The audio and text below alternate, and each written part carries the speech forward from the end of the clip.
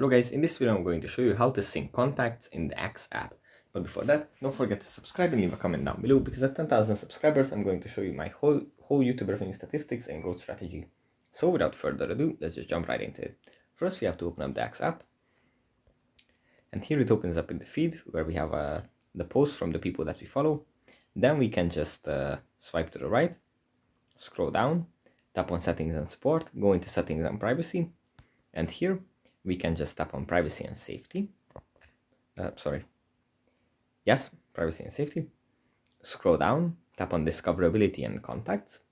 And here under the contacts title, we can turn syncing address book contacts either on, or if it is already on, we can just turn it off, which means that the contacts that we have in our phone will be synced as X accounts in the X app. So that's pretty much it for this video. Hope it was helpful for you guys, and I'll see you in the next one. Bye.